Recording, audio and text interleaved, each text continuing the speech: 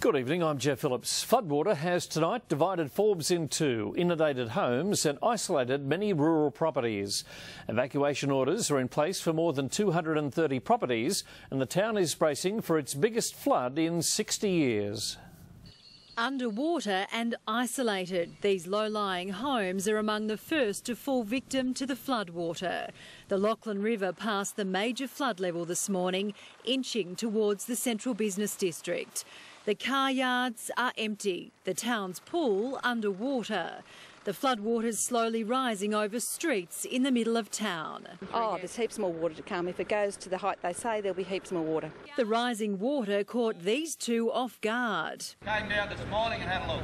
And you've been cut off since then? Yeah. The netball courts resemble swimming pools. The Cutlers have water views. They've lived through many floods and are ready for this one.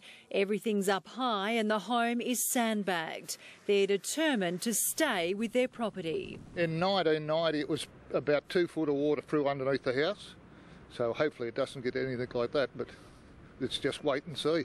In town, supermarkets are full as residents prepare to be isolated. We've definitely noticed a spike in things like bread and milk and meat. I noticed yesterday lunchtime there was all the bread shelves were gone, they were depleted, and so we had to order some extra in today. And for those already cut off by floodwaters, aerial support has started to ensure they don't run out of essential goods. The local farmers that have been out of their area for a little while now and out of supply of food, so that's going to be starting to implement it today. Forbes is now cut in half and expected to be split in three by tomorrow. A ferry service started operating in Forbes this afternoon to transport residents into town to access essential services. Fire trucks will be used to take people from St Lawrence's Church into town.